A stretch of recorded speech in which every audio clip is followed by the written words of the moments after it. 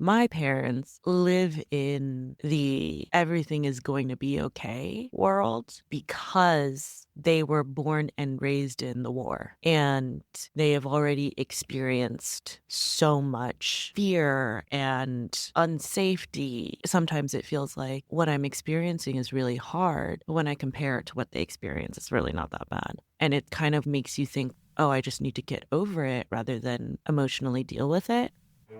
Welcome to the Provider Pulse series of the Ethnomed podcast, where we highlight the career paths of diverse healthcare professionals. That is Tran, a Vietnamese American language access advocate whose work in refugee health began as a search for belonging, from New Mexico to Duke University, from Jordan to Geneva. Tra has spent her career exploring how systems recognize or ignore the lived experiences of migrants and refugees. Tra's story in the U.S. begins in Las Cruces, New Mexico, a desert town near the Mexico border, far from the coast where most Vietnamese families settled. Her parents left post-war Vietnam and brought with them a stoic faith that everything would be okay. My name is Tran. I am a Vietnamese immigrant. I came to the U.S. when I was 2.5 with my parents and my sister. And we came here because my dad was doing a PhD in El Paso, Texas. And we ended up in Las Cruces, New Mexico. Her father pursued an academic career in computer science, while her mother trained as an accountant. I have always lived in predominantly not white spaces. Las Cruces is a city with a lot of Latin people, many of whom are undocumented. Even though there weren't that many Asian people, I never really experienced as much of the classic American racism that a lot of my family and friends who live in different places experienced. But I still saw it in who was in advanced classes and who was given different opportunities and who was seen as automatically quote unquote trouble. Even as a child, Tra noticed that inequity was not always overt, but could be subtle in who received opportunity. Race was definitely something I was aware of, but that was because I was Asian in a non-Asian place. There was a lot of ignorance around Asian people, but it wasn't like hatred. And to be quite frank, I did use it to my advantage. Because everyone automatically assumed I was really smart and that I would never get in trouble. I would get in trouble all the time, and they would never put me into trouble. Like, I should have probably been. Her parents immigrated from northern Vietnam and provided pressure to excel, but this was not constrained to a specific path. My parents came from North Vietnam, and they came here through an education visa. And then we went through the normal naturalization process. They are from two different cities. My mom is from Hai Phong, which is a coastal industrial city, and my father is from Nam Dinh. And I think my parents are very atypical because they didn't push me or my sister to be a doctor or an engineer or a lawyer. Yes, my mom told me I would be a good lawyer because I like to argue as a child. But it was never like, these are your only options. For them, it was, I don't care what you do as long as you're one of the best at it.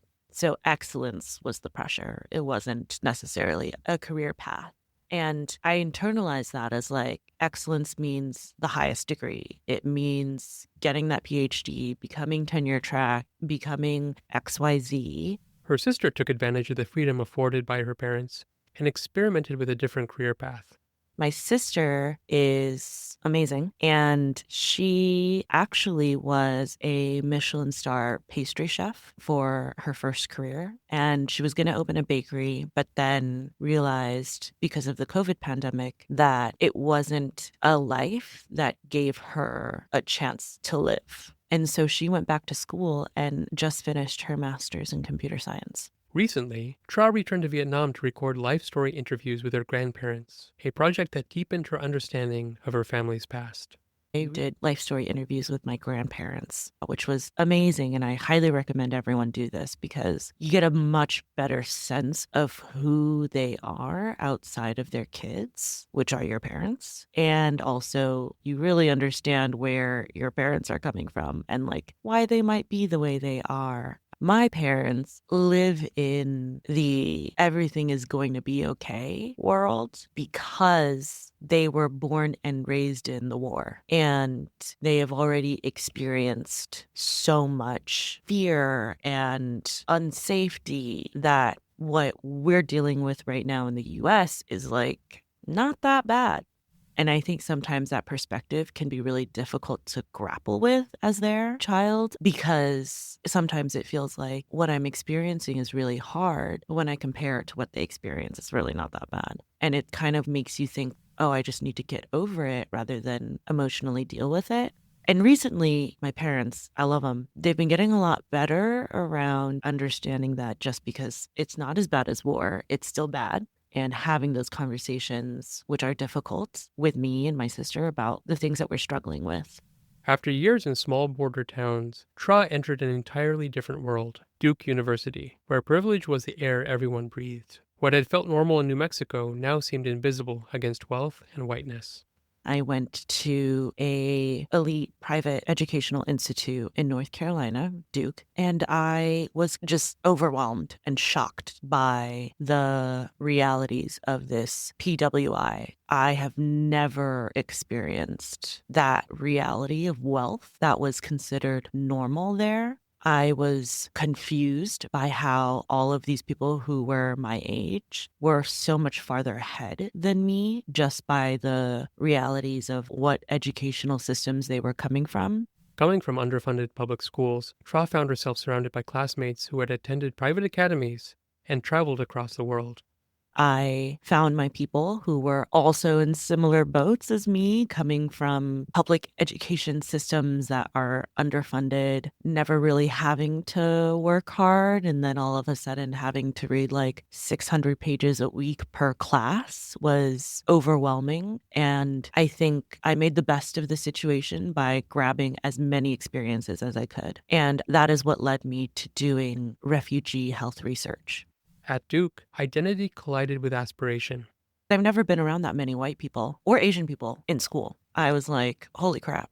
Yeah, everything was different. The politeness, passive aggressiveness, the non religious, but very regimented personalities. And before I really found my people, I kind of was like bored.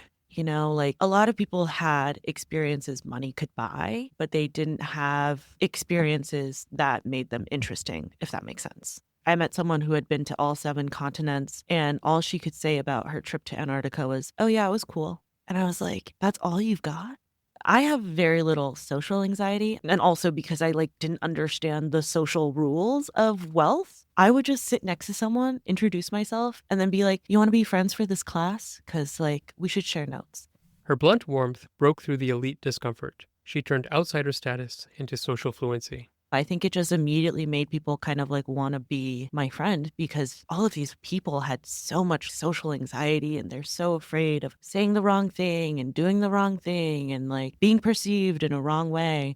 And I was like, I'm used to being perceived incorrectly, so that doesn't matter to me. So it was fascinating because sometimes people would be like, oh my God, I can't believe you just said that. And I was like, said what? I don't know what you're talking about. I was like, it worked out, didn't it? And then moved on. I think it was also crazy how many people had access to hardcore stuff, but that it was prescribed to them and how freely people would share it, but only within their little social circles. And it was also crazy how immature people were. I taught people how to do their own laundry for the first time.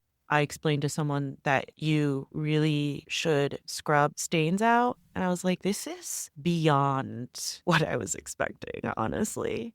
Moments like that made her realize that privilege was not only about money, but it was also about insulation from ordinary life.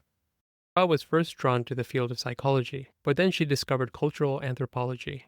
She found language for what she had lived through, studying power, perspective, and empathy.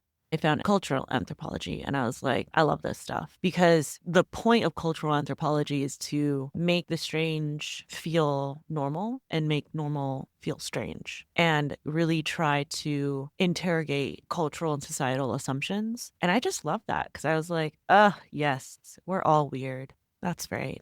I've always wanted to understand why someone is the way they are.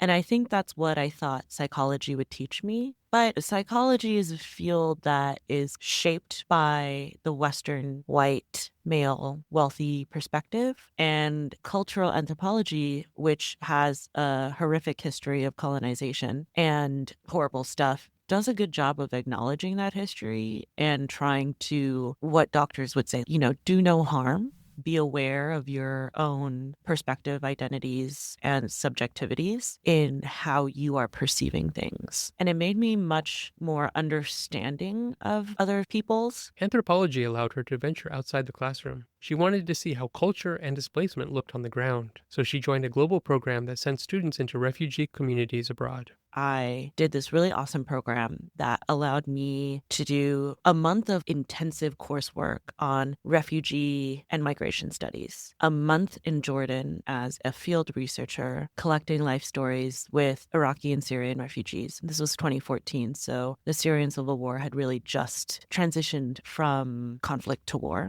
and the Iraqi refugee situation had transitioned from crisis to protracted displacement. Then I went to India in the summer doing research on orphaned and vulnerable children living in residential style care homes and looking at their health outcomes and psychosocial outcomes. And I was like, this is where I really started to understand that research and global health is a reasonable pathway for a career.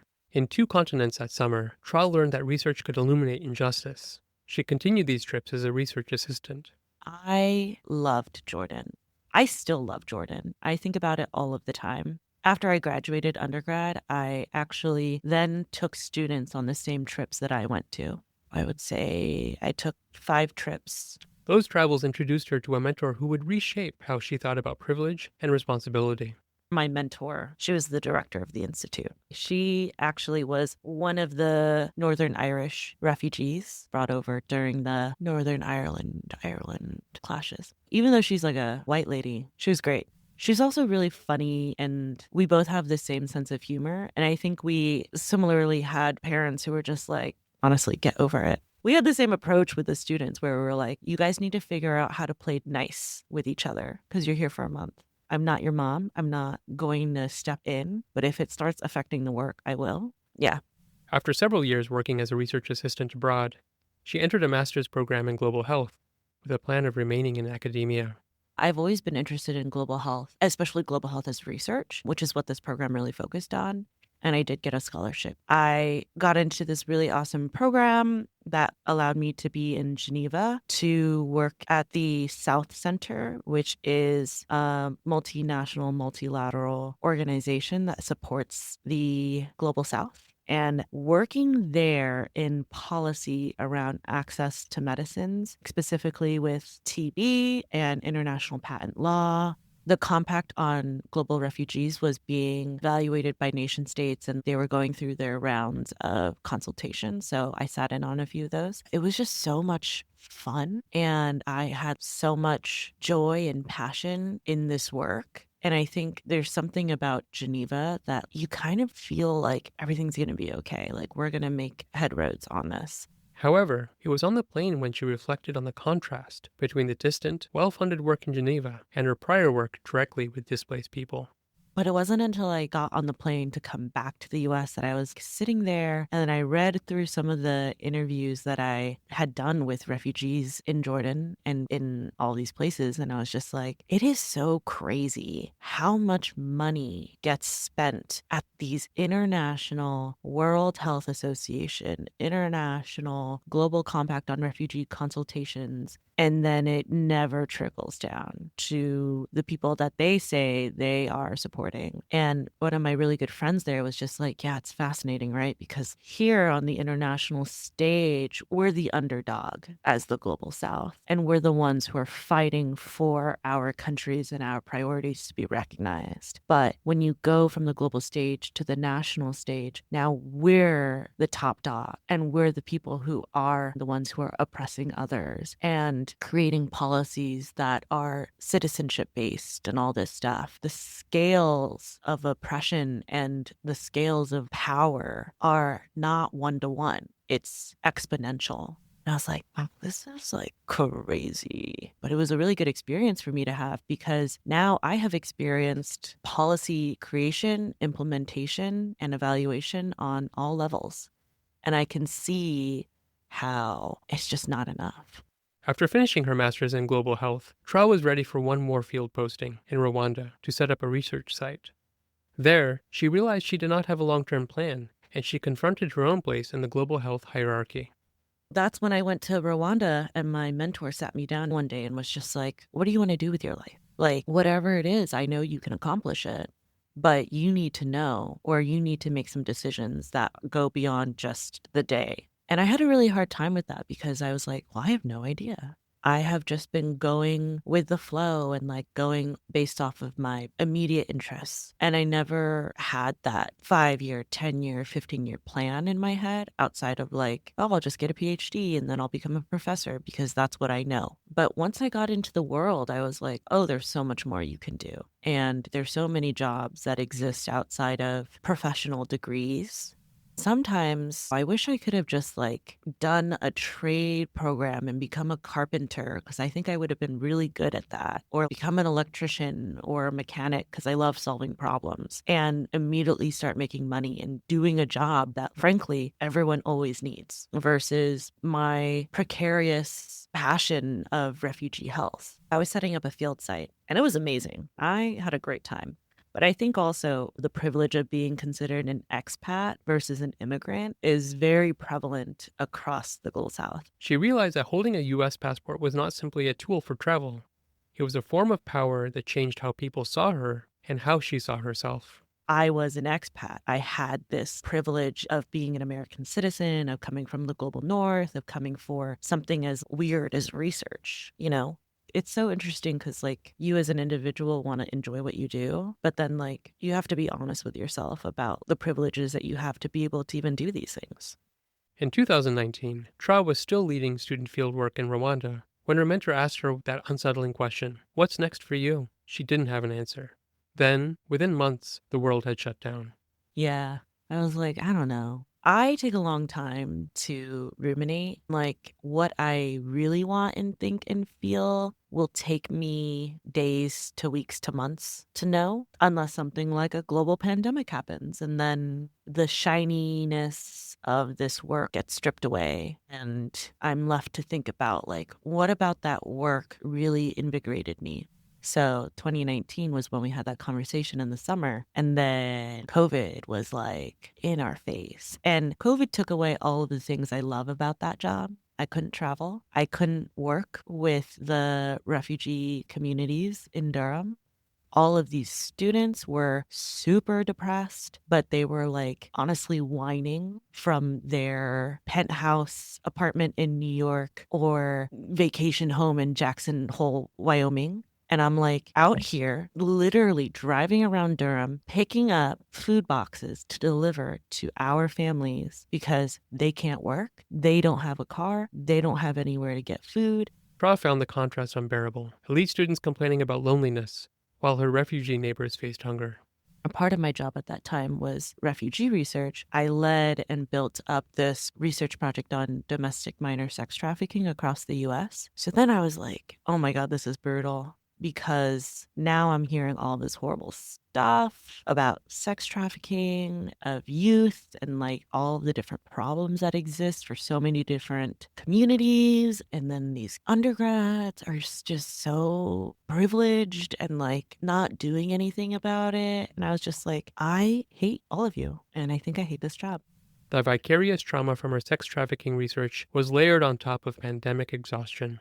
I don't have any release from all of this stress and like my own personal sadness. I was like, this is supposed to be the best and the brightest of this country. And like all you can think about is yourself, which I understand is like a very 20-year-old way of thinking. And also, like, I don't know, it's like my parents, I was like, get over it and go out and do something about it. I was like, I think I need to actually get out of this job and go back to the things that I loved about this work, but not suffer to do it. The pause provided by the pandemic gave her space to see what actually mattered to her.